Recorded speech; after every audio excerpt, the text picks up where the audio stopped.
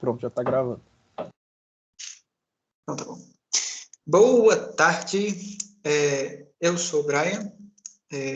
Eu e o Vinícius, nós vamos apresentar hoje a aula 5 do material do Schuller, que é sobre teoria da medida, né? Então vamos lá, começar primeiro aí com uma introdução. Bom, tomar medidas, né? Quando a gente fala de medida, a gente está querendo medir conjuntos, e essa medida é uma ideia, a gente pode pensar assim, né?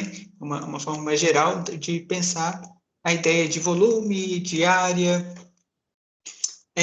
medidas de conjuntos de espaços, tá? Subconjuntos de um conjunto. E aí, né, vem uma pergunta natural. Será que eu consigo pegar um conjunto, pegar todos os subconjuntos desse conjunto e medir todos eles? Ou seja, atribuir um tamanho, uma espécie de tamanho a todos eles, de forma coesa, né, que esteja tudo bem? Né? E se eu consigo fazer isso, será que vai ter as propriedades que seriam interessantes na hora de medir? Né? Que tipo de propriedades seriam essas? Né? Então, vamos lá. Por exemplo, o conjunto vazio. Seria bom que ele tivesse uma medida zero, né? Um tamanho zero, não tem nada lá dentro. Né? Outra coisa, se eu pego conjuntos disjuntos, a medida deles seria bom que a medida da união desses conjuntos fosse a soma da medida de cada um desses conjuntos, o tamanho desses conjuntos, né? Porque é como se eu pegasse um monte de bloquinhos, cada bloquinho lá, né, no bloquinho euclidiano mesmo,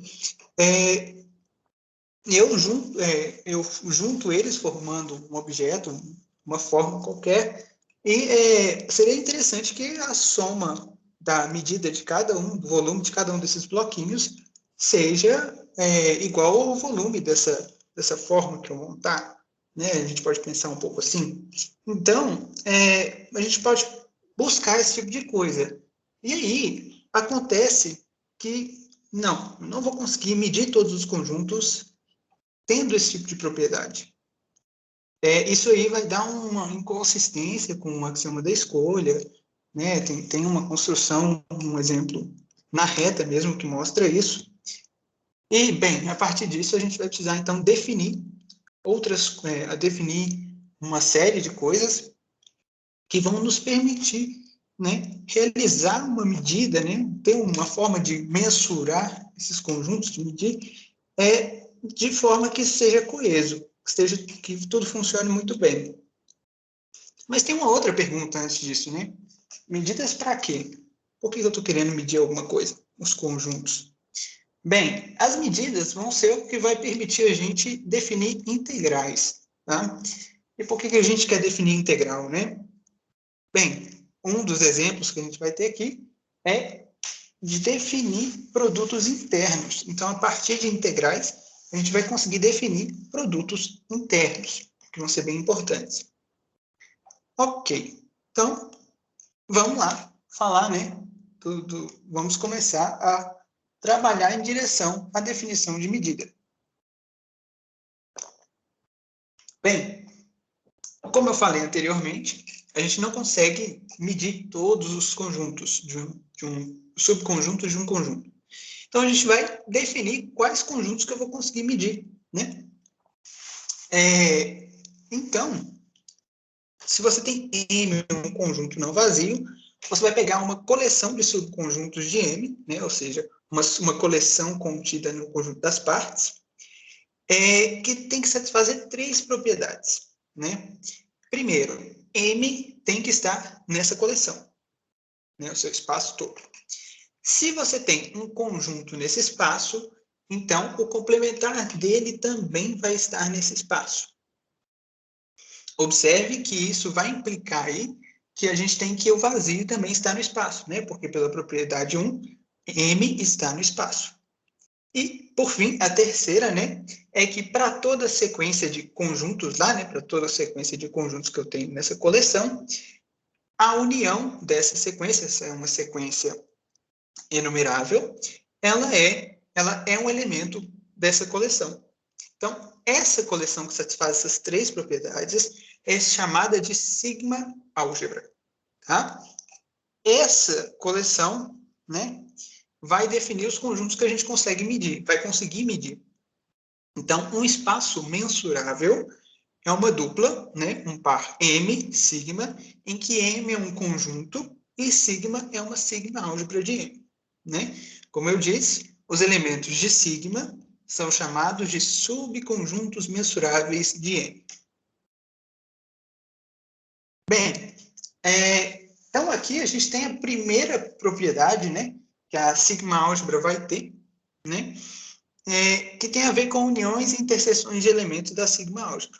Então, se a gente tem um conjunto, uma sigma álgebra sigma, e uma sequência, né, enumerável, tá?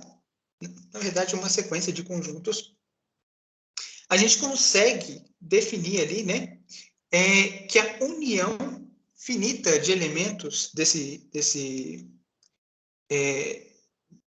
sequência, né, que a gente tinha essa sequência enumerável, ela vai estar na sigma álgebra. Por que ela vai estar na sigma álgebra? Bem, a gente vai interpolar, a gente tem a sequência A1 até A0 até AK, né? A gente tem a sequência A0 até AK, e a partir daí a gente vai completar com uma sequência de conjuntos vazios, né? Então a gente vai construir uma nova sequência BK aqui, que ela é AK, CK, ou melhor, BN, que ela é AN, se N é menor ou igual que K, e vazio, caso contrário. Pronto. Aí a gente vai ter uma sequência enumerável de elementos na sigma álgebra, e pronto. Essa sequência vai estar, essa união vai estar lá dentro da nossa sigma álgebra. A gente vai ver isso de novo. Da mesma forma que a gente consegue usar aquela propriedade de que o complementar está na sigma álgebra e junto das leis de De Morgan, né, e mostrar que tanto a interseção enumerável quanto a interseção finita de elementos da sigma álgebra vai estar na sigma álgebra. Ok. Um exemplo, então, de espaço mensurável, né? Vamos lá, ver um exemplo, porque, né, é bom ter um exemplo. Então, para todo conjunto M, a gente consegue montar um espaço mensurável dotando M da sigma álgebra, que é constituída do conjunto das partes, tá? Quer dizer, naturalmente, isso aqui o conjunto das partes satisfaz aquelas três propriedades, né? Tanto o espaço todo está lá, tanto quanto o complementar está lá, complementar de todo conjunto, e também a união de conjuntos, a união inumerável de conjuntos. Só que tem um problema, nem sempre a sigma álgebra é muito útil, tá?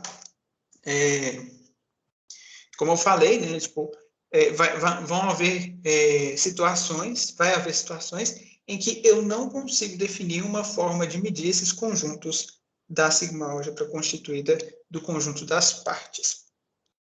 Bem, então, vamos lá, mais uma definição aqui para a gente conseguir chegar na ideia de medida.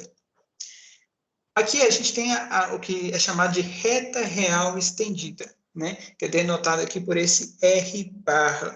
O que é esse R barra? Ele é o conjunto dos reais junto do menos infinito e o mais infinito. E bem, aqui a gente vai estabelecer uma ordem, né? Ou seja, o menos infinito, ele é menor ou igual que todo elemento de R, e o mais infinito vai ser maior ou igual que todo elemento de R, né? Então, a gente vai estabelecer algumas regras de operação, porque a gente precisa disso, né?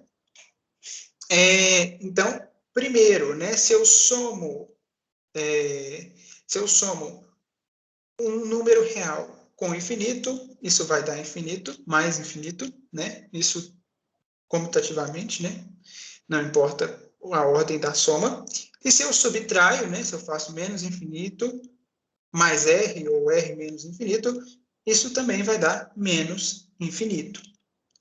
A segunda propriedade aqui, né, a segunda definição que eu estou fazendo, é para todo R positivo, para todo número real positivo, eu tenho que R vezes mais infinito é igual a mais infinito vezes R é igual a mais infinito, e no caso do menos, R vezes menos infinito é igual a menos infinito vezes R, que é igual a menos infinito. No caso em que R é menor do que zero, isso vai ser natural, né? Vai ser, né, razoável. A gente vai fazer que R vezes mais infinito é igual a menos infinito e R vezes menos infinito é igual a mais infinito. Né? Isso vale comutativamente. Por fim, a última propriedade é que zero vezes mais ou menos infinito, vice-versa, é zero. Tá? Observe que aqui a gente não está definindo soma, a gente não está definindo mais infinito, menos infinito. Né? O que é essa expressão, mais infinito, menos infinito? Né? Nem menos infinito, mais infinito. Ok. Agora a gente consegue chegar na nossa definição principal, que é a definição de medida. Né? Para que a gente vai precisar para definir a medida? A gente precisa de um espaço mensurável, ou seja, um conjunto e uma sigma álgebra desse conjunto. E uma medida, ela vai ser uma função que parte da sigma álgebra e vai para o intervalo 0 até infinito. Tá? Lembrando que a gente está pegando essa ideia de intervalo aqui da reta real estendida. Né? Então, seria o intervalo 0 até infinito, união com o mais infinito. E essa medida, né, essa função, para ela ser uma medida, ela tem que satisfazer duas propriedades. Então, quais são as duas propriedades? Primeiro, a medida do vazio é zero. E a segunda, para toda sequência enumerável que eu tiver na minha sigma álgebra, né, sequência de conjuntos, tais que essa sequência é composta por elementos 2 a 2 disjuntos. Então, a gente tem que a medida da união dos elementos dessa sequência é igual à soma da medida de cada elemento dessa sequência. Essa propriedade aqui, ela é chamada de sigma aditividade. Bem, então a gente tem agora o que é o nosso espaço de medida, né? Ele vai ser uma tripla, né? Ou seja, eu preciso de três coisas. M, um conjunto, sigma, uma sigma álgebra, e mi, uma medida, né? E vamos lá, né? Agora a gente vai ver um exemplo, né, de um espaço de medida. A gente vai ter aqui M, o nosso conjunto vai ser os naturais, sigma vai ser o conjunto das partes de N, e a nossa medida vai ser simplesmente o que a gente chama de medida de contagem, tá? Ou seja, eu pego um subconjunto aqui do conjunto das partes, vejo quantos elementos ele tem, né? Ou seja, se A é finito, eu conto quantos elementos ele tem. Se ele não é infinito, eu atribuo a medida a ele infinita. Tá? Eu atribuo a medida infinita a ele. Então, né, a primeira coisa, são duas propriedades que isso tem que satisfazer para ser uma medida de fato. Vamos verificá-las. Né? Primeiro, a medida do vazio é zero? Ela é zero, né? Porque o vazio não tem nada. Tem zero elementos. A outra propriedade é o seguinte, eu vou tomar lá uma sequência, a n numerável, né, com termos disjuntos 2 a 2. Bem, a gente vai dividir em três casos. O primeiro caso é quando ela possui uma quantidade, essa sequência possui uma quantidade finita de conjuntos não vazios, tá? E eles possuem um número finito de termos, né? Nesse caso, nessa situação, eu vou ter uma quantidade finita de conjuntos que eu posso simplesmente contar lá os elementos, né, de conjuntos não vazios, que eu posso simplesmente contar os elementos que eles possuem. Então, naturalmente, vai decorrer essa igualdade da união, da medida da união, com a soma das medidas de cada conjunto, porque eu simplesmente estou contando quantos tem em cada conjunto. Agora, se eu não tiver, né, uma quantidade finita de conjuntos, de conjuntos não vazios, aí já muda. Eu tenho duas possibilidades. Primeiro, eu posso ter um conjunto de cardinalidade infinita, né?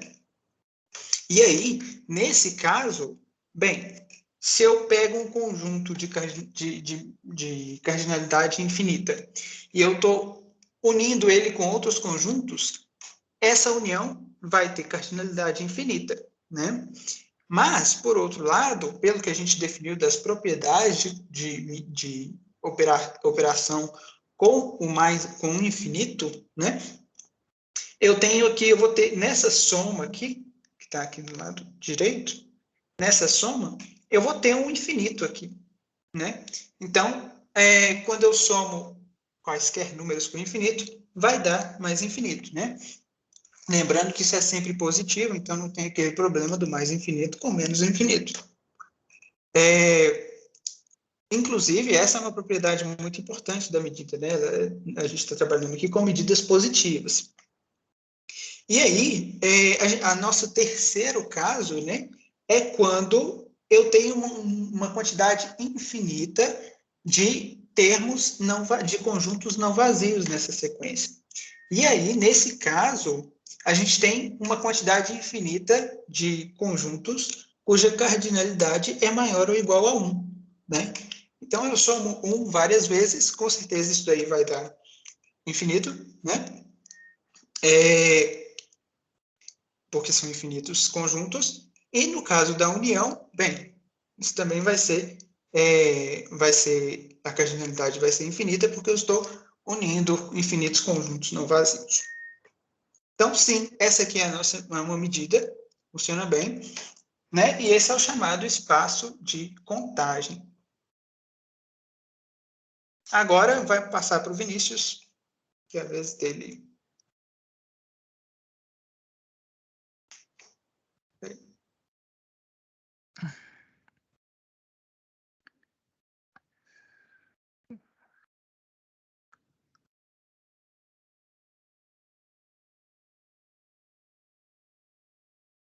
Só um minuto. Vocês conseguem ver aqui? Sim. Beleza. Bom, boa tarde, eu sou o Vinícius, eu vou seguir com a apresentação essa apresentação de teoria da medida, e eu vou aqui falar primeiro de alguns resultados imediatos que a gente tem a partir das definições, falar um pouco mais sobre a definição de espaço de medida. Aqui a gente já começa com a proposição sobre uniões finitas e continências, que é se a gente tem um espaço de medida, M sigma mi, então para qualquer lista de conjuntos na sigma álgebra, sendo essa lista 2 a 2 disjunta, então a medida da união vai ser a soma das medidas, sendo essa soma finita, porque eu estou com finitos conjuntos. Aí um resultado importante que a gente usa quase que o tempo todo em teoria da medida é que se você tem dois conjuntos na sigma álgebra e o A está contido no B, então o que é razoável, né? A medida do conjunto A é menor ou igual que a medida do conjunto B. A última propriedade é que se você tem novamente A e B na sigma álgebra com A contido em B, e se a medida de A for finita, a gente vai ver porque a gente precisa dessa hipótese. Então, nesse caso, a medida de B menos A vai ser igual à medida de B menos a medida de A. Vamos à prova dessa proposição. Primeiramente, a gente define essa sequência Bn como sendo AN, se o N for menor ou igual a K, e para N maior que K, a gente define Bn como sendo vazio. Definindo a sequência Bn dessa forma, ela será 2 a 2 disjunta, porque a lista finita já era 2 a 2 disjunta e você só adicionou conjuntos vazios. Então, a partir disso, você vê que a medida da união dos finitos conjuntos AN é igual à medida da união de toda a sequência Bn Como a sequência BN é 2 a 2 disjunta, você usa a sigma aditividade da medida. E a partir daqui você usa o fato que a medida do conjunto vazio é zero. Então, essa soma só vale até K, onde os BN são iguais aos AN. E está aprovada a primeira parte. Aqui na segunda parte, a gente vai assumir que A e B estão na sigma álgebra e o A está contido em B. Aqui, se vocês observarem, a gente está medindo o conjunto B menos A. Por que que a gente pode medir ele? Bom, B menos A nada mais é do que B interseção o complementar de A. Como A está na sigma álgebra, o seu complementar está na sigma álgebra, e como a sigma álgebra é fechada por interseções, B interseção complementar de A está na sigma álgebra. Então faz sentido medir o conjunto B menos A. Para provar a segunda parte da proposição, a gente escreve o conjunto B como a união disjunta de A e B menos A, e aí a gente usa a sigma aditividade novamente. Medida de B é igual a medida de B menos A união A, que vai ser igual a medida de B menos A mais a medida de A. Como todas as medidas, a medida é uma função não negativa, então a gente vê que esse número aqui é não negativo, ele é maior ou igual que zero, e disso a gente tira aqui medida de A menor ou igual que medida de B.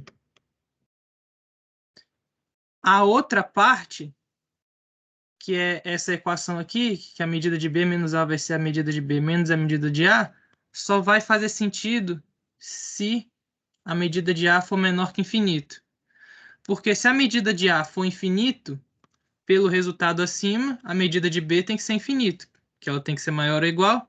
Então, dessa equação aqui, a gente ficaria com um infinito menos infinito, e isso daqui não está definido. A gente não mexe com isso. Então, é para isso que a gente precisa que a medida de A seja finita para poder subtrair essa medida de A do outro lado e obter a equação desejada. Outra proposição que a gente usa bastante teoria da medida é essa daqui.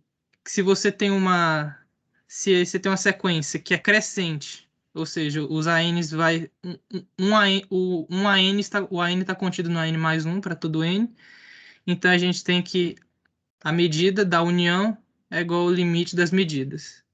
A gente pode denotar esse tipo de coisa assim, que a sequência N é encaixante para cima. E um resultado análogo, caso a sequência seja decrescente, ou seja, o AN mais 1 está contido no AN, nós temos que a medida da interseção desses ANs vai ser igual à medida, também ao limite da medida. E a gente costuma denotar isso como sendo a N uma sequência encaixante para baixo. Eu vou demonstrar só a primeira parte para a gente ver como trabalha com conjuntos na sigma álgebra. A segunda parte vai ser bem análogo e a gente vai precisar da hipótese da medida do primeiro conjunto do A0 ser finita, justamente para poder usar essa propriedade aqui. Em algum momento a gente vai ter que usar essa equação e para isso a gente precisa da medida do que o conjunto A0 seja finita. Bom, para provar a primeira parte dessa proposição, definimos B0 como A0 e indutivamente Bn como sendo AN menos AN menos 1.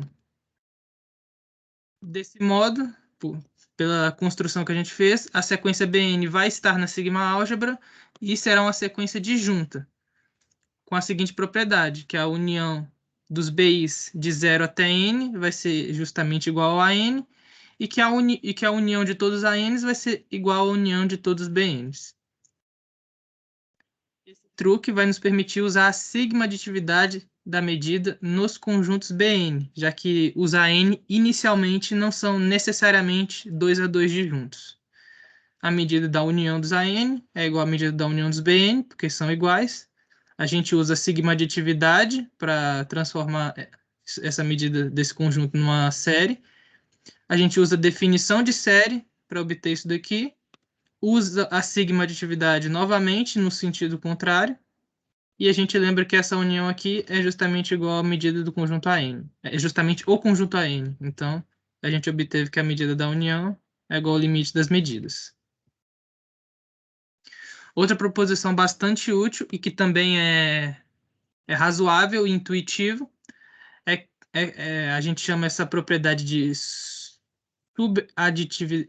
subaditividade enumerável, contável, ou sigma subaditividade, que a medida é sigma subaditiva. Para qualquer sequência na sigma álgebra, a gente tem que a medida da união vai ser menor ou igual que a soma das medidas.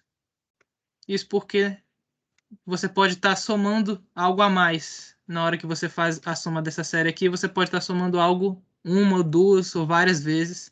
E na medida dessa união aqui, você está somando cada partezinha apenas uma vez.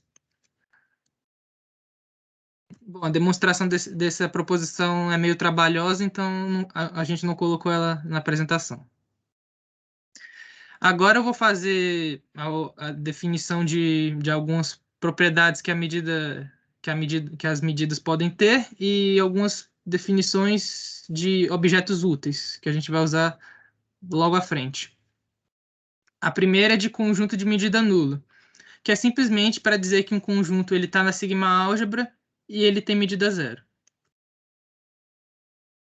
E também existe a definição de propriedade válida em quase todo ponto.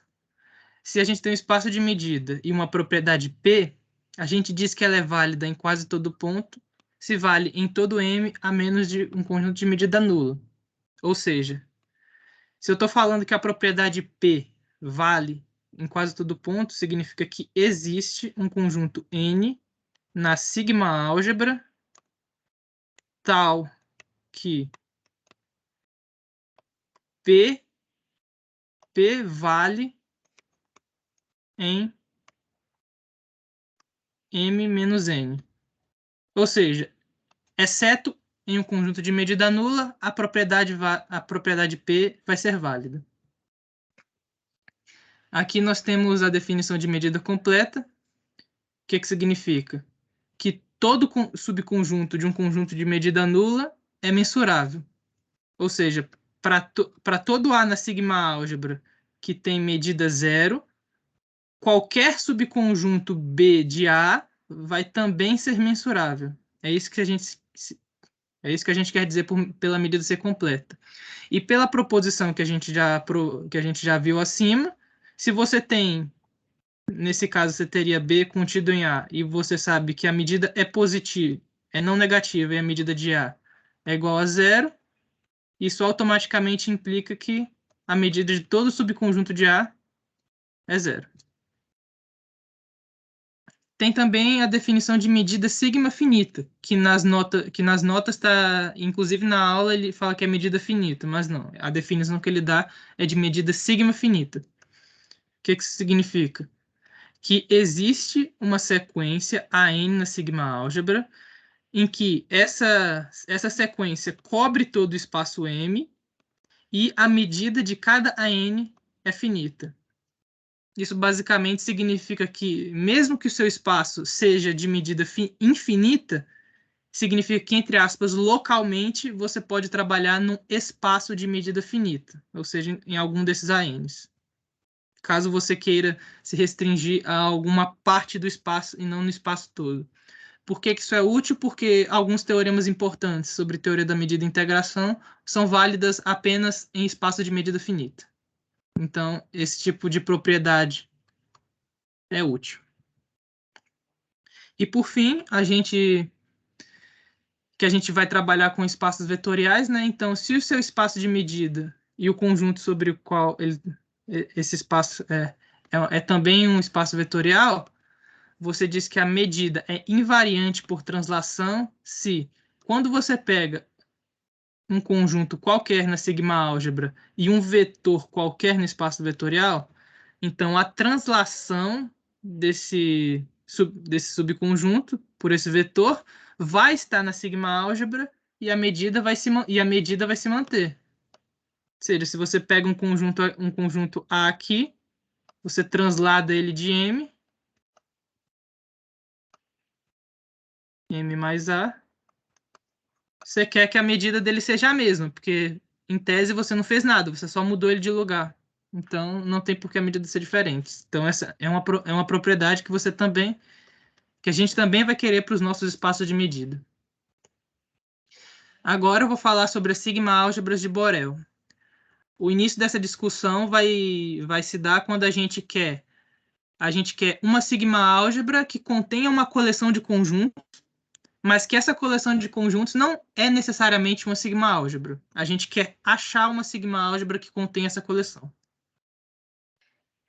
Então, seja M um conjunto, se você pega uma coleção qualquer das partes de M, a gente fala que a sigma-álgebra, uma coleção E das partes de M, a sigma-álgebra gerada por E, que a gente vai denotar por sigma E, será a menor sigma-álgebra em M contendo todos os conjuntos de E.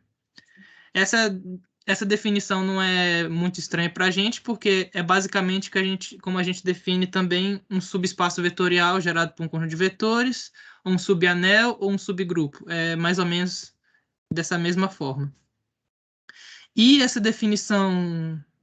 E essa sigma-álgebra sempre vai existir, porque na pior das hipóteses, o conjunto das partes de M é uma sigma-álgebra que contém a coleção E.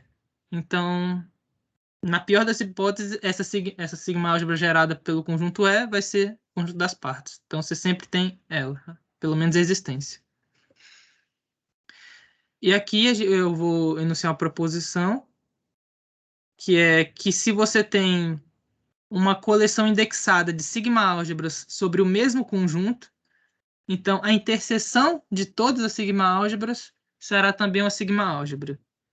A prova disso é simples, porque se, por exemplo, o conjunto M está em todo sigma I, então ele vai estar no conjunto sigma. Você pega uma sequência que está em cada sigma I, então a união e o complementar de cada elemento vai estar em cada sigma I e, portanto, no sigma também. Logo, o sigma será também uma sigma-álgebra. Usando a definição e a proposição anterior, a gente consegue tornar um pouco mais concreto essa definição de uma sigma-álgebra gerada por um conjunto. Então, se você tem um conjunto E das partes de M, a sigma-álgebra gerada por E será exatamente a interseção de todas as sigma-álgebras de M que contém o conjunto E. A gente provou que isso é uma sigma-álgebra e, de fato, ela vai ser exatamente a sigma-álgebra gerada por E. Sendo assim, a gente pode dizer que um conjunto está na sigma-álgebra gerada por E somente se esse conjunto A está em toda sigma-álgebra sobre M que contém E. Aqui vem um teorema que diz que toda sigma-álgebra é gerada por algum conjunto. Bom, a gente sempre vai querer que esse conjunto gerador seja menor que a sigma-álgebra. Mas, na pior das hipóteses, se você tem a sigma-álgebra sigma, ela vai ser gerada por ela mesma. Então, na pior das hipóteses, você tem isso. Agora que a gente vai para uma conexão entre sigma-álgebra e topologia. Porque a gente viu como gera uma sigma-álgebra a partir de um conjunto dado. Qual conjunto? A partir de uma coleção de subconjuntos de M dada. Qual coleção de subconjuntos de M que vai ser natural para os nossos estudos? Vai ser os abertos de algum espaço topológico. Então, a partir de um espaço topológico, onde M é o conjunto e O é a topologia, a sigma-álgebra de Borel nesse espaço topológico será a sigma-álgebra gerada pela topologia que está no conjunto. Aqui um pequeno exemplo. A gente vai considerar o espaço mensurável R, dotado da sigma-álgebra gerada pela topologia usual de R. Então, em particular, como o conjunto dos abertos é o gerador, todo aberto vai estar na sigma-álgebra. como a sigma-álgebra é fechada por complementares, então também todos os fechados vão estar na sigma-álgebra. E a partir de uma conta pequena aqui, usando esses intervalos e as interseções enumeráveis, a gente consegue ver que todo intervalo semiaberto vai estar aqui, desculpa, não era para ser isso, era para ser a sigma-álgebra gerada pela essa topologia aqui também, tá errado, desculpa. A gente vê que todo intervalo semiaberto também vai estar na sigma-álgebra gerada pela topologia de L. E, de fato, exemplos de conjunto que não estão nessa sigma-álgebra são não triviais. Tanto que nas notas tem um link que vai para a Wikipedia e lá tem um exemplo não trivial de um conjunto que não é Borel em R. Agora eu vou falar um pouco sobre a medida de Lebesgue em RD, que é ela que vai interessar a gente na próxima semana. Bom, a gente vem aqui com um teorema que a gente pega a topologia usual de RD e esse teorema fala que existe uma única medida completa e invariante por translações lambda-d, de modo que a medida desses blocos semiabertos aqui é exatamente o que a gente esperaria ser, que é o produto do tamanho das arestas. Esse teorema aqui é provado em um curso de medida e integração e é ele que norteia vários dos exemplos de interesse nosso aqui. E é exatamente isso que a gente chama, lambda-d é o que a gente chama da medida de Lebesgue em RD. Aqui outro pequeno exemplo. A gente vê por aqui que um conjunto unitário, você faz essa operação de interseção com esses intervalos semi-abertos e você vê que o conjunto unitário também está na sigma-álgebra. E usando aquele teorema do limite, né? Porque essa sequência é encaixante, a gente vê que lambda do conjunto unitário R é igual a zero. Em particular, para todo subconjunto enumerável da reta, a gente vai ter que a medida desse conjunto vai ser, usando a sigma aditividade, vai ser igual à soma das medidas de cada conjunto unitário, mas cada medida dessa é zero. Então, a medida do conjunto todo é zero. Em particular, novamente, a medida do conjunto dos racionais será zero. A medida de Lebesgue de Q será zero, mesmo sendo denso em R. Isso vai trazer consequências que a gente vai ver depois. E tem um teorema aqui, que a medida de Lebesgue em RD é sigma finita. Em R, a gente pode escolher a n como sendo esses intervalos semiabertos, n mais 1 percorrendo os inteiros. Eles vão cobrir R claramente, e a medida de cada um deles é 1.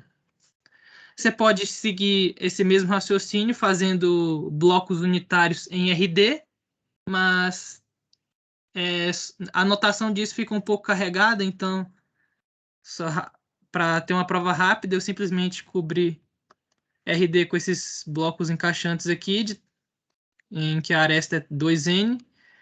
Eles vão cobrir RD claramente, e a medida de cada bloco desse é 2n elevado a d, que é finito. Então, RD é sigma finito. Agora eu vou passar de volta para o Brian, que vai só finalizar a apresentação.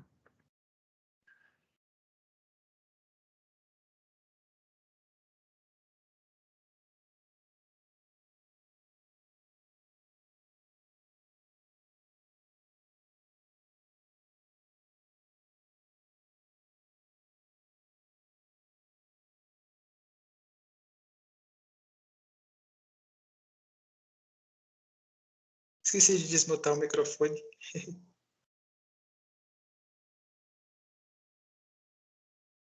Bom, então a gente vai falar agora, né, de mapas mensuráveis, porque é aquilo, a gente já definiu o que é um espaço de medida, a gente pode pensar em estudar aplicações, né, mapas que vão de um espaço de medida em outro espaço de medida, né, ou num espaço mensurável em um outro espaço mensurável, né?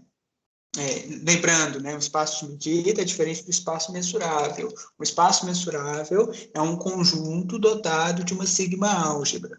Por outro lado, o espaço de medida é um conjunto dotado de uma sigma-álgebra e uma medida sobre essa sigma-álgebra. Então, só para a gente lembrar aqui, né, o que é uma função contínua, né, entre dois espaços aí, né, topológicos?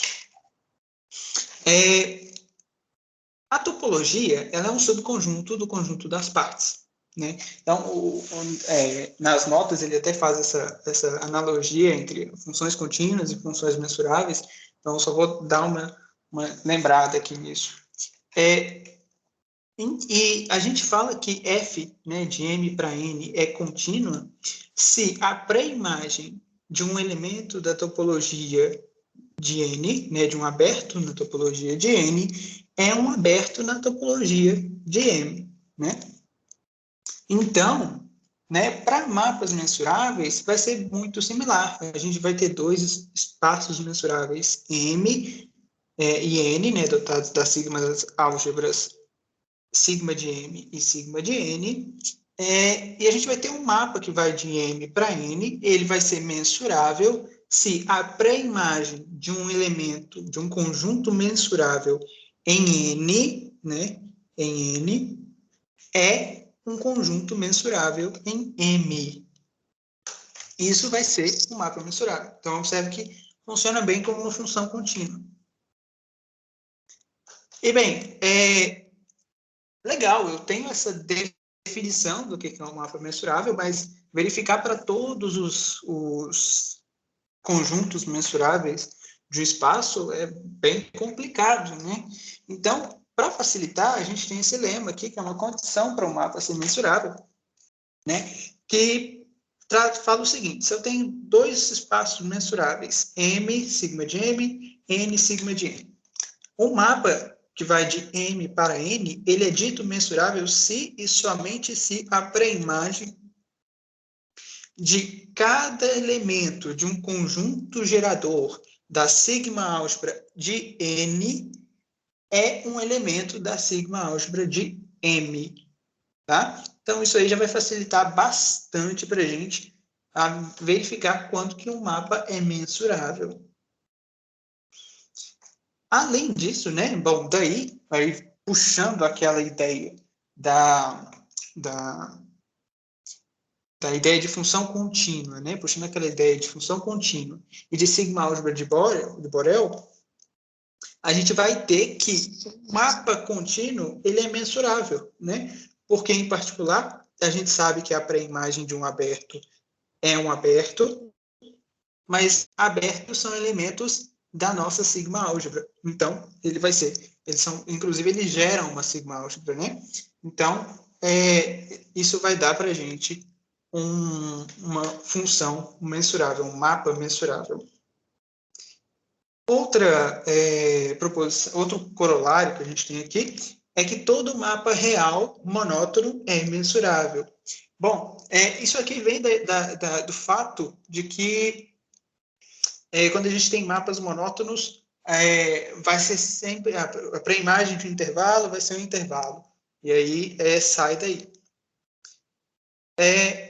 Agora, além disso, a gente tem outra informação, é que composição de mapas mensuráveis é mensurável, né? Então, se a gente tem M sigma M, N sigma N e P sigma P espaços mensuráveis, e duas funções f de M para N e g de N para P são mensuráveis, se elas são mensuráveis, então a composição de G com F vai ser mensurável, né? E como é que a gente pode ver isso? Bem, se a gente pega um elemento epsilon aqui pertencente a sigma, na verdade, um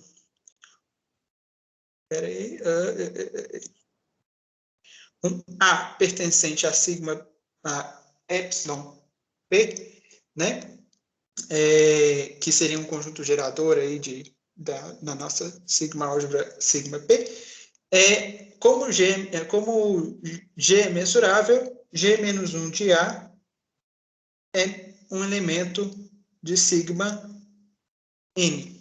né? Mas, como f é mensurável, f menos 1, opa, meu garrancho, f é menos 1, de g é menos 1, de A pertence a sigma m. E aí, pronto, a gente tem que essa composição vai ser mensurável. Além disso, né, essa daqui parece ser um estranho no ninho, mas ela é muito importante, tá? Os teoremas principais aí da teoria de medida, eles envolvem a convergência pontual de funções, né? O que é convergência pontual de funções? A gente tem uma sequência lá de funções, fn, tais que, quando eu fixo um ponto x, fn de x vai convergir a um valor, e eu vou definir f de x como esse valor. Essa função, né, quando eu junto todos esses pontos de convergência, essa função vai ser uma função mensurável se cada fn for uma função mensurável. Isso aqui a gente está trabalhando funções de m para r, tá? Então, por exemplo, só para quem tiver curiosidade, o teorema da convergência monótona trabalha com convergência pontual. Por fim, aqui, a gente tem a ideia de medida induzida, né? Que é o quê? Eu tenho um espaço com medida. Eu tenho uma função mensurável, tá? Que vai do meu espaço com medida para um espaço mensurável. E aí, eu vou pegar essa medida que eu tenho e vou levar para esse espaço mensurável, tá? Por meio, com auxílio dessa função, desse mapa mensurável. Então, como é que funciona isso? Eu pego um conjunto qualquer aí da minha sigma álgebra, né? Vamos lá. Eu tenho um espaço M, eu tenho uma sigma álgebra M, sigma M, uma medida mi, né? Nesse espaço de medida. E eu tenho N, sigma N, um espaço mensurável.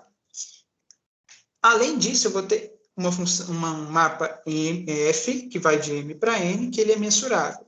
Então, eu vou pegar um conjunto de sigma N, né? Um elemento da minha sigma álgebra, e vou atribuir uma medida dele da seguinte forma. Eu olho qual é a pré-imagem de A por F e calculo a medida nessa pré-imagem, né? Isso aí vai me definir uma medida nesse espaço mensurável que N sigma N. Essa medida é chamada de push forward de μ por F, né? Da medida μ por F. Bem, isso é tudo. Agora a gente deixa aí aberto a perguntas, discussões. E é isso aí. Agradecemos pela atenção.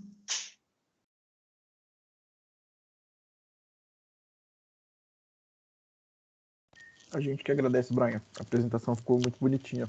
Eu adorei os slides. Muito legal mesmo. Detalhe pra barrinha do slide carregando ali embaixo, hein?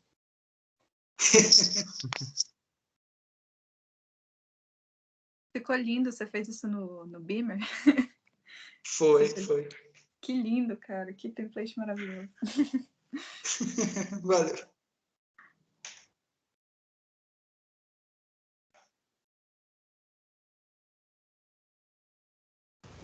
Bom, eu queria dizer que a apresentação foi muito boa e que vocês dois falam de forma muito, muito clara. Parabéns, né?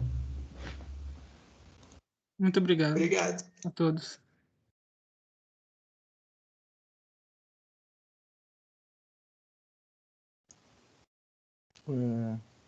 Hoje está meio distante da física, né? Tipo, porque a gente foi para longe do espaço vetorial e tudo. Então, mas é importante.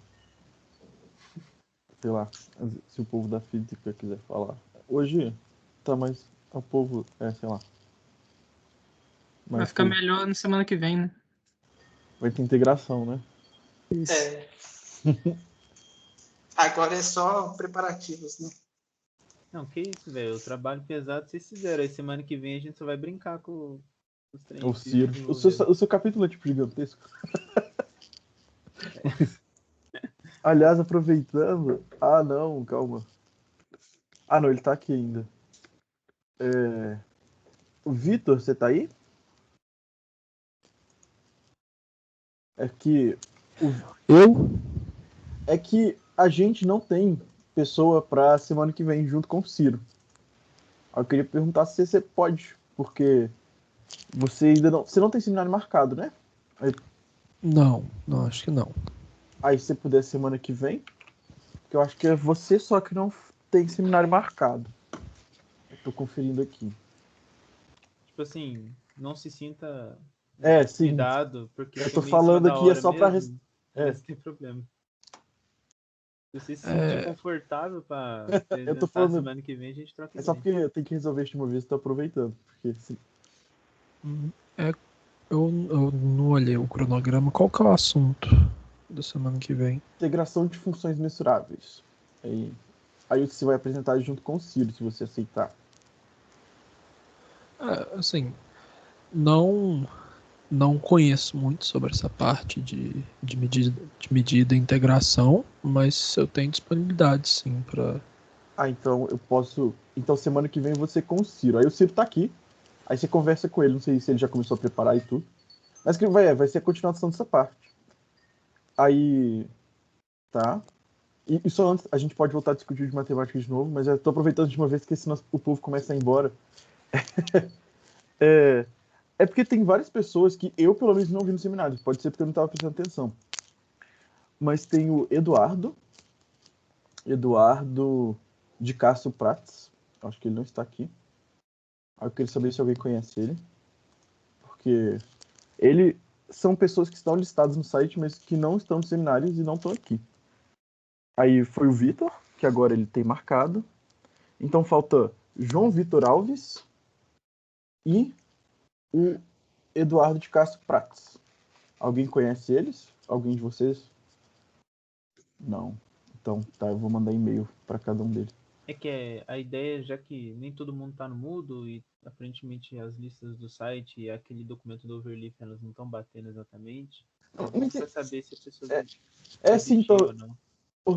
então, por isso que eu vou mandar e-mail, porque eu não tô sabendo. Aqui no Teams, todo mundo que eu falei tá. Mas, que nem eu falei, não vi. Aí eu vou mandar e-mail, então o Rodney pode mandar um e-mail. Que o Rodney que é o dono do seminário. Aí. Né? Porque é um professor, então. Mas. Não, mas tanto faz quem manda. É só porque talvez seja melhor você mandar que você é professor, né? As pessoas vão ter se sentir mais obrigadas a te responder. Seriedade. Aí eu passo o nome pra você depois desse. Que nem eu falei. E Yuri, eu posso corrigir também, mas é que tá faltando o nome do Vitor. É porque tem 2 Vitors no seminário. Tem esse Vitor também. É porque tem o Vitor Cândido. Eu também Nossa, não quanto vi. Vitor? Pera. Tem 2 Vitors. Ok. Tem o que tá aqui hoje. E tem o Vitor Cândido, que também eu não lembro de ter visto. Então é isso. Só pra organizar isso. Aí semana que vem já vai estar. Quem que vem depois? Só deixa eu ver o cronograma. Se lá nóis. no site tiver errado, você pode ficar à vontade e mexer lá. Que eu falei, não está errado, é que falta uma pessoa. É Porque só adicionar lá. Aí deixa eu ver, semana que vem é o Ciro, aí depois sou eu, então depois da semana que vem já tem marcado, sem problema. Aí no final dessa apresentação de semana que vem, a gente pode dividir os restos dos seminários até o final do semestre, o que vocês acham? Pra já ficar claro de uma vez, porque a gente tá meio que na metade aqui. É bom. Aí, vai estar mais ou menos na metade mesmo. Então, E é bom já avisar com antecedência que daí o pessoal vai vendo aí. os sim, temas eu não que tem mais sabia que... interesse. Eu sabia que tinha alguns seminários faltando, mas eu não sabia que era o seu, que já era semana que vem. Aí ficou em cima da hora, mas que bom que o Vitor pegou. Mas... Não, pois tinha um rapaz lá no documento lá. Aí eu ia falar com ele essa semana. Quem que é não o nome? achei. Eu não lembro, cara. Tá. Aí eu vi que tava gap, aí eu fiquei, ué. Então. É uma abreviação. Então, eu vou procurar essa lista aí, porque senão eu coloquei o Vitor em cima de alguém que vai apresentar, né? No site não tem ninguém, mas tinha um PDF antigo que... Então eu tô procurando justamente esse PDF. Tô abrindo aqui. Acho que tá no e-mail.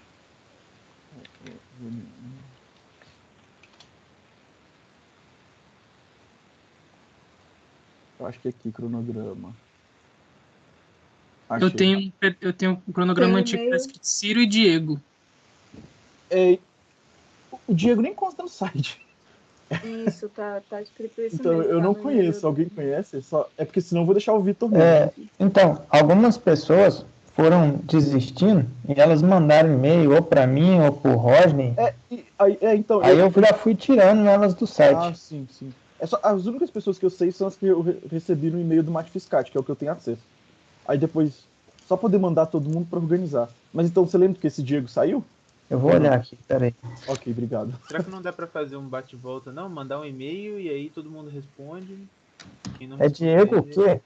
Sim, eu pretendo fazer isso. É Diego, só tá Diego. Mas eu acho que só teria um Ele Diego. saiu. Ele me disse Eu acho que ele ele saiu, porque no site não tá alguém e Tá, no então PDF ele saiu, tá fora. É. Deve ter saído e mudaram. Então, sem problema, é o Vitor mesmo. Só que eu tava com medo de ter colocado. Parece duas pessoas apresentar a mesma coisa. Ia gastar o tempão preparando pra nada. Então é isso.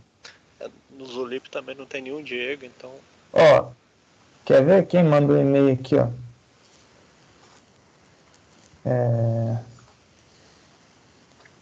Não. Mandou e-mail, um Vitor mandou e-mail falando que eu achei que queria participar. O Vitor. E ele tá aqui. Vitor Monteiro. Sim. Tá aqui. É o que vai apresentar. Sou eu. Ah, beleza então. Deixa eu ver se eu acho mais alguma coisa aqui.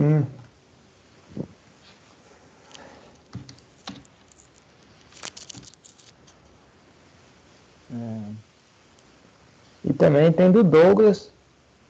Mas o Douglas já até apresentou. Sim. Outro. Tem dois Douglas. Não, mas os dois já. Um Douglas a gente já conhecia e o outro já apresentou. Então, tá tranquilo. Eu falei, tem esses nomes aqui. Que eu vou mandar o e-mail para todo mundo depois. Pegar essa lista de e-mail também. Tem o Pedro Henrique, que é o que eu comentei com o Rodinho no começo da aula também. Então. Mas é isso. Peraí, o Pedro Henrique tá aí no. Tá no site ou não tá, o Yuri? O Pedro Henrique tá no site. A consta lá. Eu não. Eu acho que eu já apaguei os e-mails das pessoas que falaram que ia sair. Eu respondi as pessoas e apaguei depois.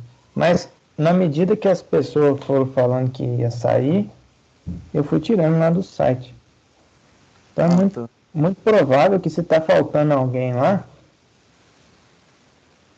ou a pessoa tá aqui e eu esqueci de colocar, ou a pessoa saiu mesmo. Tá. Então, de qualquer jeito, pra semana que vem já tá resolvido, na próxima é a minha, com o Thiago, então já tá resolvido também, então a gente vai ter 2 semanas, e quem foi semana que vem a gente resolve quem vai depois. Então acho que não vai dar problema, não. Só pra também organizar. Só pra não acontecer de novo isso. Você é com o Thiago, né? Aí Sim. depois é o Tem Mike. 2 Thiagos. Eu acho que você é com o Thiago também. Sim. Aí depois é o Mike, aí depois eu, e aí depois o... Aí depois o Douglas tá sem. Valendo, né? Isso. O Douglas tá sem ninguém, se não me engano. Mas isso que eu falei, isso então, só pra conferir se esse povo saiu mesmo, porque aí já vai ter que começar a repetir pessoas, sabe? Pra saber, porque, por exemplo, que eu falei, eu acho que a última pessoa nova a apresentar vai ser o Douglas, que tá ou o Mike, que tá na lista. Então, não tá sem problemas. Então tá. A questão burocrática aqui acabou. Aqui, eu não... Só de curiosidade, eu não sei se... Vocês comentaram no começo e não prestei atenção? Que não existe uma medida em R que faz o que a gente quer? Comentaram, né? Ou não? Sim. Sim, né? Porque eu acho isso muito interessante. Tipo assim... Porque eu lembro quando eu estudei medida, isso era um problema, tipo assim, né? Só dá a medida dos intervalos. Não é possível. Aí tem que criar esse trem todo de sigma álgebra e tudo, só para poder integrar, não é possível. Aí essa justificativa é muito divertida. Aí achei legal. Mas hoje fugiu da física, né? Eu não sei. Porque hoje fez. Porque, sei lá, espaço vetorial a gente conecta fácil, né? Tava só espaço de Hilbert lá. Acho que Brycat na vida. Aí essa semana eu acho que deve ter sido mais maçante. Porque é muito conteúdo, né? Tipo assim. É muita coisa essa semana, mas foi muito bom. A apresentação ficou muito bonitinha. Tá. Aí alguém tem qualquer coisa para falar? Perguntar para quem apresentou?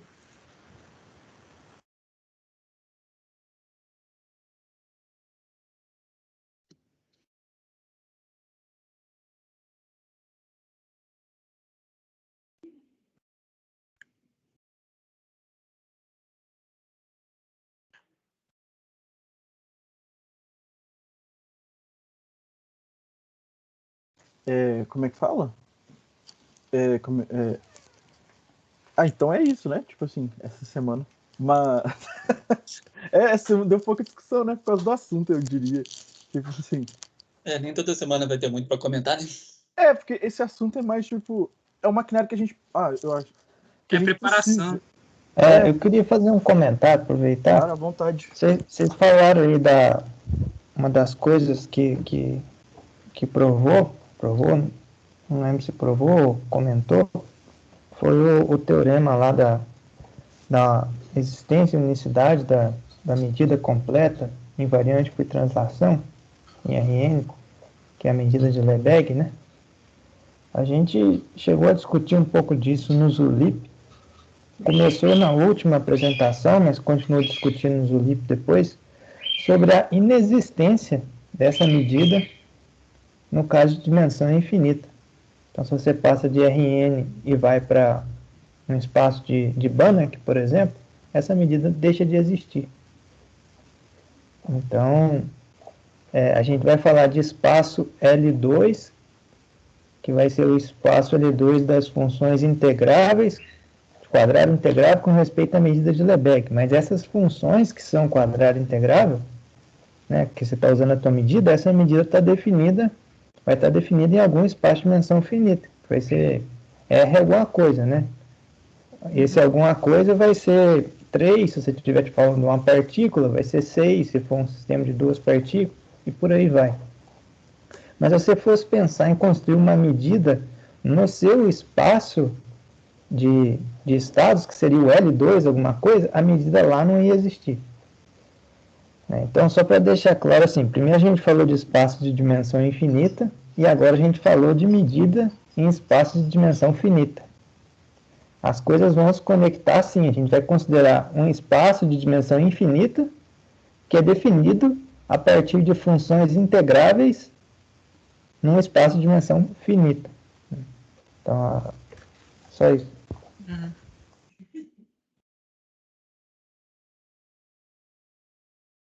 Legal.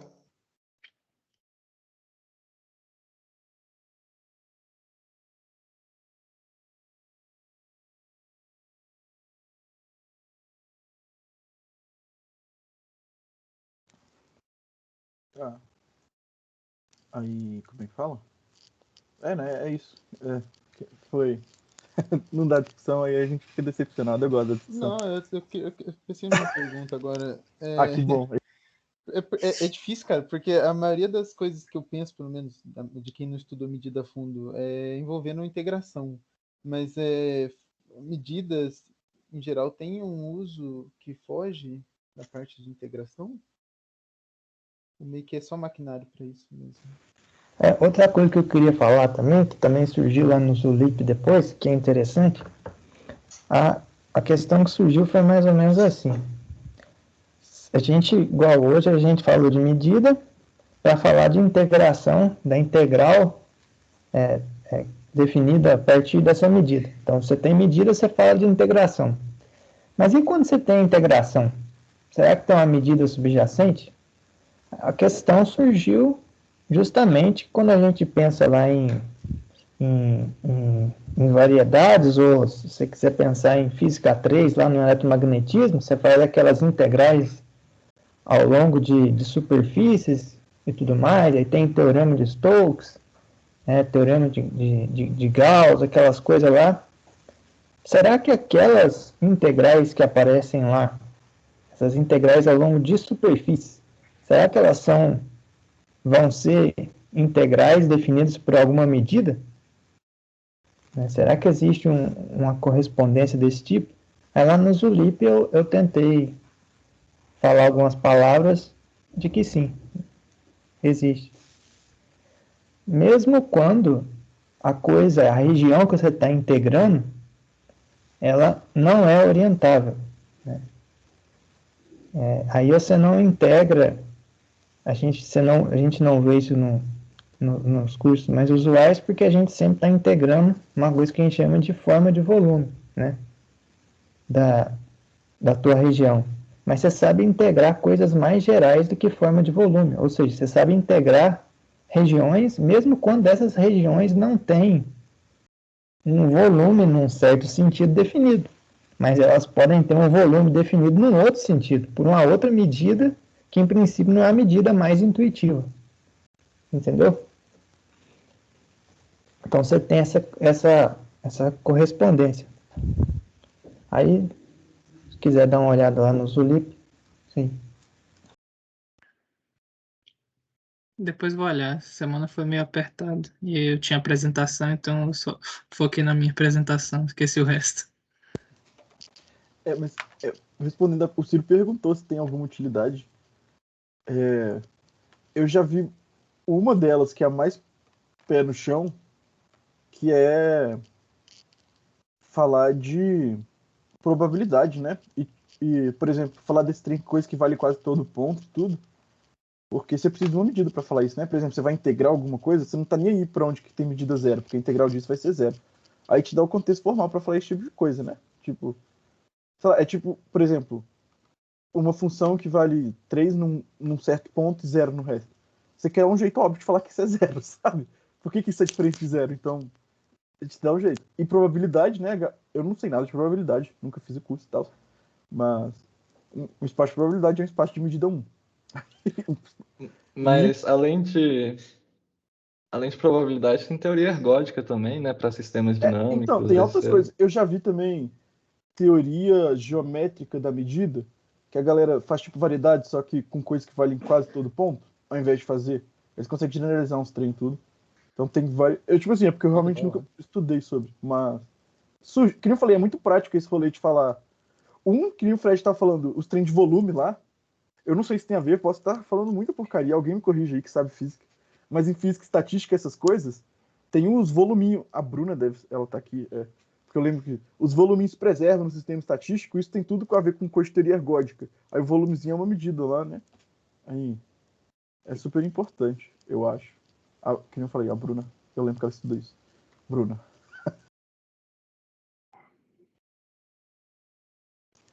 Botou no fogo. Mas que eu falei, tem essas coisas assim, tipo, não teoria ergódica.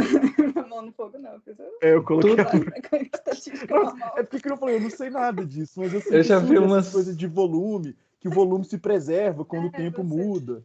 Isso é tudo coisa de medida, teoria ergódica. Eu já vi uma. Fala que a probabilidade é um negócio bem distribuído, né? Tipo, homogêneo ali no seu espaço no espaço de configurações possível, né? Solução do seu. Mas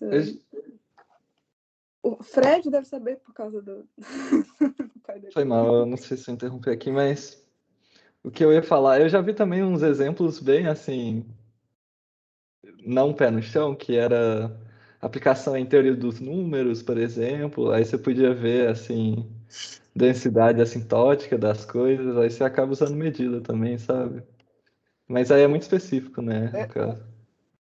Uns exemplos mais pé no chão, que eu acho que isso vai ser mais familiar pra gente, sei lá, é que você já deve ter visto aqueles teoremas de recorrência da vida, que tipo, você solta uma bola de sinuca numa mesa e ela fica batendo infinito. Aí se você pega um aberto onde é que ela bateu e em algum momento passa ali de novo para todo epsilon. São os tipos de teoremas de recorrência para bilhares, né? Aí tipo, você pode falar de epsilon, você pode falar que o conjunto não vai acontecer isso no conjunto de medida nula, tem inversão para medida. E, tipo, a galera vai fazendo essas coisas. Eu acho que aparece bastante sistemas dinâmicos, mas que não falei, não sei como. Eu já vi a versão desse teorema para epsilons e tudo, mas já me falaram que existe a versão para medida, então deve existir. Em teoria de números tem muito trem de, tipo, usar medidas só para, enfim, para ver realmente o tamanho de um conjunto mesmo, né? Mas aí, sei lá, tem uma conjectura tal, aí o cara prova para quase todos os números, né? Aí chega um outro cara e pega uma medida mais forte ainda, e prova para quase todos os números, e fica nessa coisa, assim, de provar para cada vez um número maior, entre aspas, de números. É isso. E também tem, assim, quando você quer. Tem umas medidas bem estranhas que dá para você colocar, tipo. Eu lembro que eu estudei uma vez um teorema bem específico que falava que você tem progressão aritmética de primo grande. Para qualquer número você tem uma progressão desse tamanho. Aí você usava, tipo, muita coisa de medida, aí você tinha que estabelecer medida dos números naturais, e aí você... Tinha uns teoremas, assim, bem ergódicos mesmo, sabe?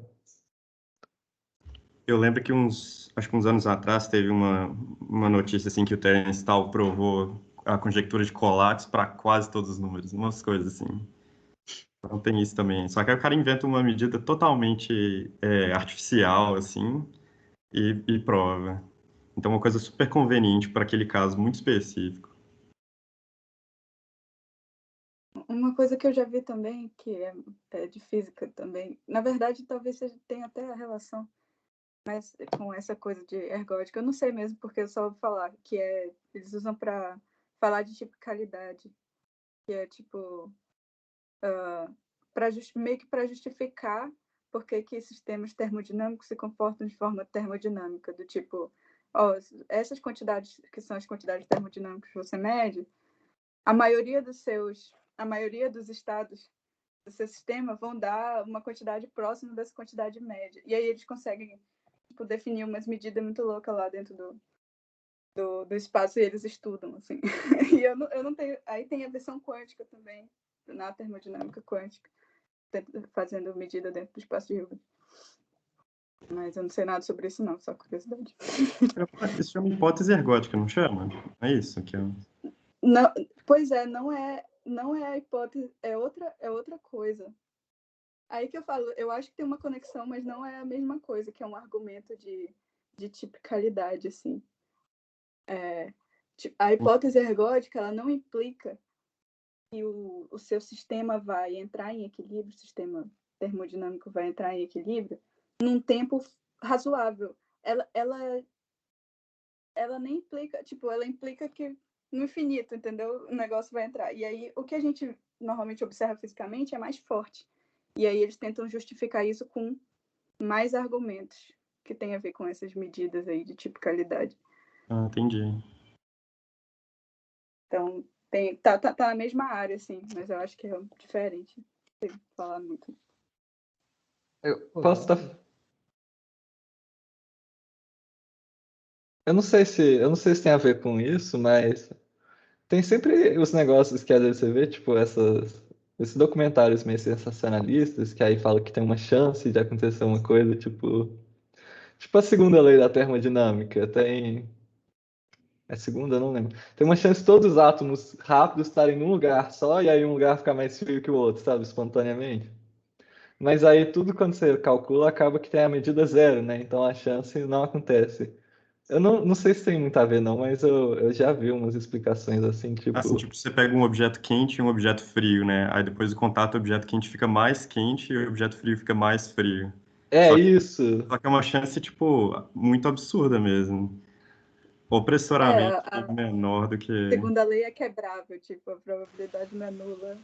Eu acho que a medida é zero, entendeu? Mas nula, né? A probabilidade é zero, mas teoricamente teria como acontecer, né? Tipo... Pode acontecer, só que nunca vai. Tipo, você tá falando tipo tunelamento de um objeto real, por exemplo. Você... Com negócio grande se comportando quanticamente. Também. Mas eu acho que com um negócio grande, ele ainda a medida é positiva, sabe? Só é muito pequeno. Deve ser um trem tipo 1 sobre 10 a menos 200, sei lá.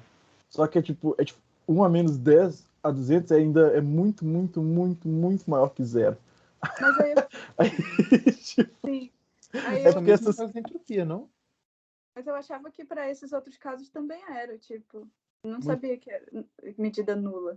Eu não sei, não. Medida nula? Pelo que o Fred falou, era nulo. Aí eu tô... A culpa é dele.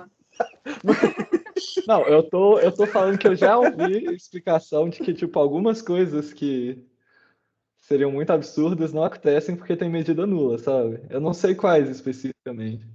10 a menos 200 é nulo pro físico. É, velho, isso que eu ouço, mano. Porque às vezes o cara fala na figura de linguagem, tá ligado? E não, é um número. Não, mas justo.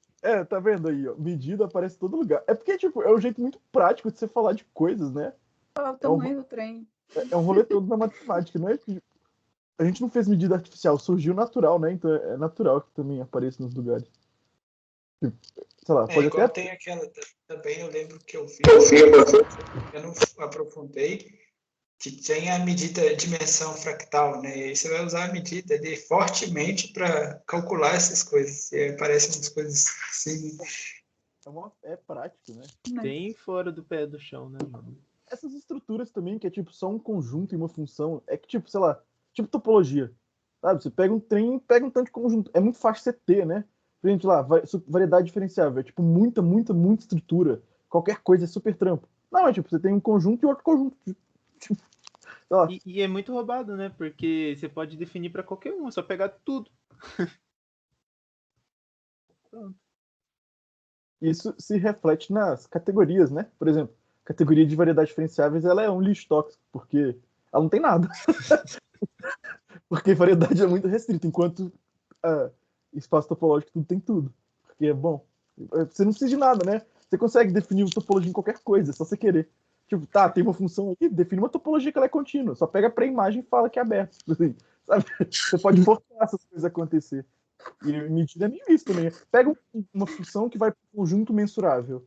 Define a sigma álgebra pré-imagem de conjunto mensurável. Acabou. Você tem uma sigma álgebra. Tipo, você tem muita facilidade de fazer essas coisas, né? Pois é, eu até ia perguntar isso pra vocês que mexem mais com categoria, vocês não conseguem tirar umas relações com outras áreas, não? Através dessa linguagem? Ou nem? Eu não sei, tipo, depende. O Yuri vai saber. Tipo, eu nunca estudei espaço de medida no contexto categórico, não. É porque o fim de espaço de medida, no geral, o que eu já vi é muito analítico, né? E análise é uma coisa nada categórico, né? É muito. Tipo assim, você tá. Sei lá, você quer integrar um trem tudo. De medida você prova os resultados que são relativamente, tipo, você vai provar uns tudo. Mas no final das contas você quer calcular um limite ali, sabe? Um limite de pé no chão, não um limite usado. Bom, eu já vi uns trabalhos que tentam categorificar o que seria teoria da medida, né? Mas é uma coisa bem literal, assim, onde o que é uma medida, assim. Você pode pensar numa medida, é uma função que vai da sigma álgebra para os reais estendidos, beleza. Aí você vai substituir isso por um funtor que vai de uma coisa a outra coisa, né? Mais ou menos assim. Só que para mim, mais surpreendente é o Jacob Lurie. Ele tem uns trabalhos sobre categorificação da teoria de Fourier. Teoria de Fourier envolvendo transformada de Fourier e essas coisas todas. Então você precisa de medida, você precisa de espaço de funções, você precisa de várias outras coisas para poder dar sentido categórico para isso, né? Então, tem gente que abstrai qualquer coisa. Eu já vi essa palestra. Eu não vi assim, eu já comecei a ver. Aí eu parei de ver, mas eu tenho que ver. O Luri fala muito bem. Mas que nem eu falei, eu não sei não. Mas eu acho que o que eu tava falando mais é tipo esse trem aqui, ó. Vai ser rico e fácil porque a estrutura é muito simples. Tipo assim, não tem nada. Sabe? É um conjunto de partes dele. Então, tipo, sei lá. Que nem topologia, né? Enquanto que variedade suave é tipo, boa sorte. Você precisa de um tanto de coisa muito específica. Sabe, você vai precisar de carta, ser localmente alguma coisa, blá blá blá blá blá. Então, fica nisso, né? Então, e tipo, sei lá, eu não sei vocês, mas volume é um conceito que foi destruído para mim quanto mais eu aprendi matemática. Você aprende lá na escola a área do triângulo e tudo, ok. Aí depois você fica, o que é a área do triângulo, cara? Aí, assim, é uma resposta relativamente ok. É uma medida, sei lá. Porque, sei lá, você vai tentar definir essas coisas, tipo... Por exemplo, você gostaria de poder calcular o volume de todas as formas que você consegue imaginar. Tipo, em R2 mesmo. Então, tem a área do quadrado e tudo. Se você começa a fugir um pouco de formas normais, você definir como a integral naquela área da função 1 da integral de Riemann, já começa a flopar, tipo assim. Porque às vezes você consegue pensar numa figura completamente horrível, né? Sei lá, eu não sei. Eu tô chutando. Às vezes dá para integrar toda forma relativamente regular. Eu não lembro o teorema de integração, não. Mas o volume tá ali, né? Ele fala, então eu generalizo a ideia de medir da área, né? Porque, eu não falei, eu tenho a área dos quadradinhos. Aqui, se você calcular a área de qualquer polígono regular, vai dar a área dele mesmo. Tipo assim, isso eu nunca provei, mas com certeza é verdade. Porque a gente define a área dos bloquinhos, né? Então você pega um bloquinho grande, coloca os bloquinhos pequenos e tudo. Porque ali é a integral da área dele mesmo, né? Então vai dar certo. Então generaliza pelo menos noção de área e R2. O que eu acho justíssimo, né? Sei lá. Tipo assim, você tá aí fazendo mestrado de matemática e não sabe o que é a área de um círculo. Sei lá. Tipo, porque eu não sei. Mas... Aí eu acho o conceito bonitinho, funciona bem, sabe? Sei lá, a nossa intuição bate. Tirando pra conjuntos horrorosos. E a gente não tem intuição sobre eles mesmos, então quem liga?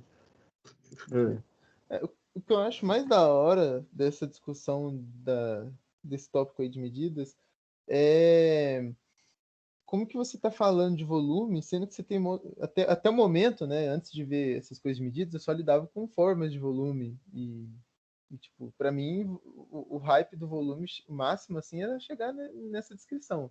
Aí de repente você constrói uma outra construção totalmente a princípio, né, sem relação.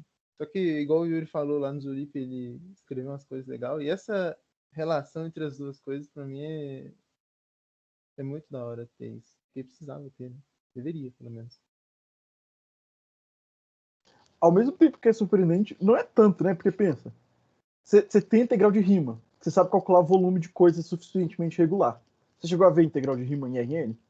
É tipo, é a mesma coisa que integral de Riemann reta. Você pega um tanto de bloquinho, coloca lá dentro e integra a função multiplicado o máximo dela no bloquinho vezes o volume do bloquinho. Aí, se você quiser descobrir o volume do bloquinho, você integra a função 1, que você só vai somar o volume dos bloquinhos. E tipo assim, para regiões suficientemente regulares, a integral de Riemann existe. E nos lugares onde ela existe, ela é igual a de Lebesgue, com a medida padrão lá. Porque a gente fez a de Lebesgue para ser uma integral que calcula o volume em Rn. Então, tipo, e pensa que medida, se você pega a forma de medida canônica no Rn, ela te dá a integral normal de Riemann em Rn. Para coisas suficientemente regulares, você vai conseguir integrar ali. Aí que tá, né? O que é suficientemente regular? Isso parece físico.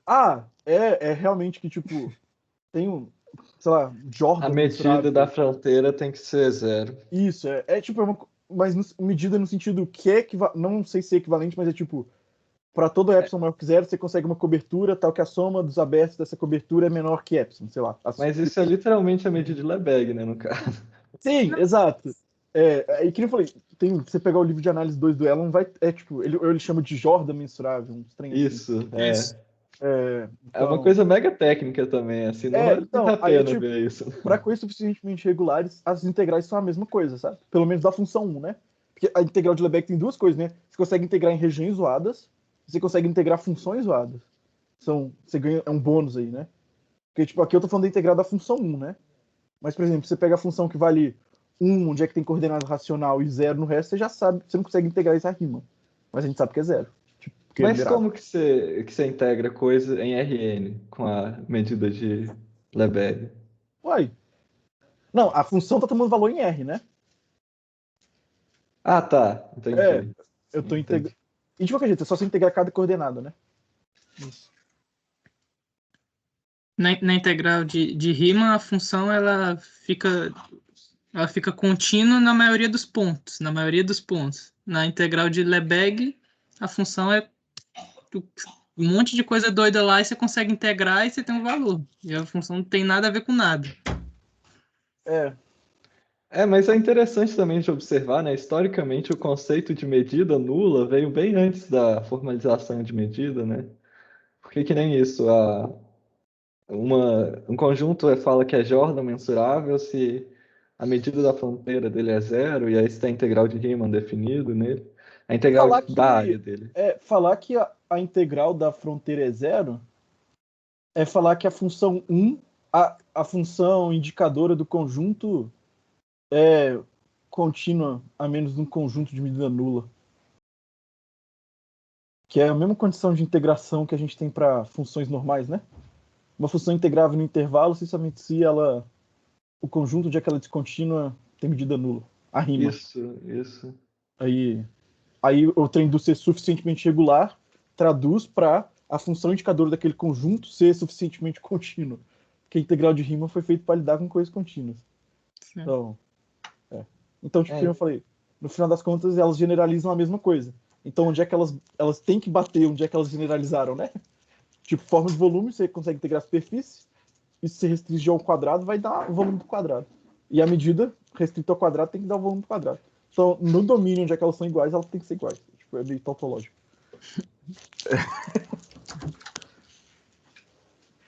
Mas, olha só, deu discussão sobre medida, foi divertido. E tem o fato também de, tipo, quando a gente faz a integral lá de Lebesgue e de Riemann, pode acontecer de ela ser integral, de uma função ser integrável em Riemann, uma função em R ser integrável em Riemann, mas não em Lebesgue, né? Mas só se ela for imprópria. Sim, exatamente. E quem liga pra coisa imprópria? Tô brincando, mas justo. Não, eu boto fé. Eu já vi isso. É engraçado, né? Sei lá, eu não lembro desse exemplo, não. Por que isso acontece? É porque, tipo, você pega a função seno, por exemplo, né? A parte positiva dela vai dar integral infinita e a parte negativa dela também vai dar infinito. E aí, tipo, você não consegue fazer a subtração da parte positiva pela negativa. Ah, tá, justo, é verdade. A gente precisa disso. O tempo todo você fala que é integrável, aí você pode separar em parte positiva e negativa. Porque a gente só define integral pra coisa positiva, né, amor? Integral é positiva. Tá, justo. O Legal. resto não existe. Isso aí o Ciro vai falar semana que vem, pode comentar. É uma boa mesmo. Vou até anotar isso. Porque em física é importante, agora que eu pensei em integrais impróprias, né?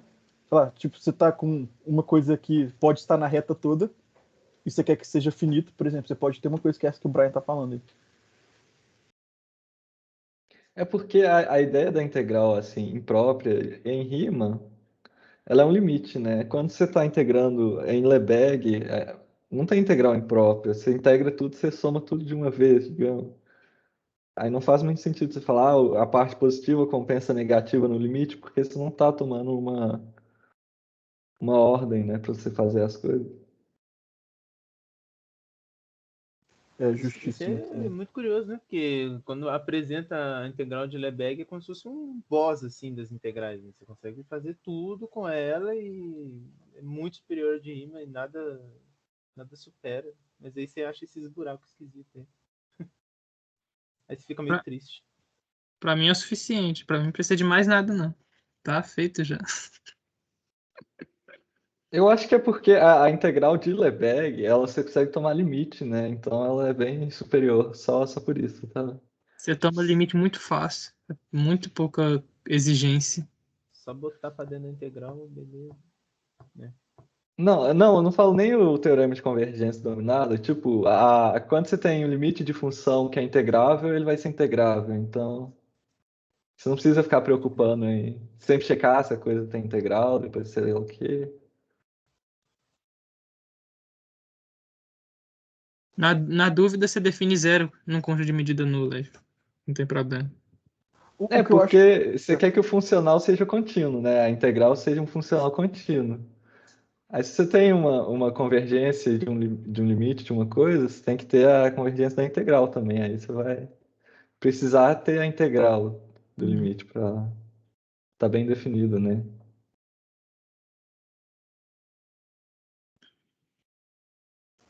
A integral é contínua?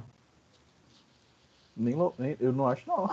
Não, tipo, depende. Tipo, né? é elevado a menos 1 sobre n. X.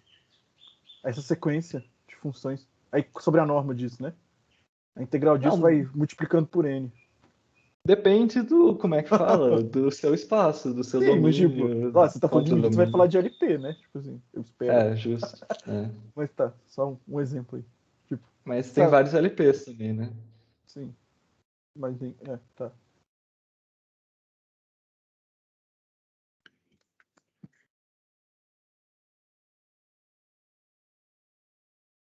Então tá.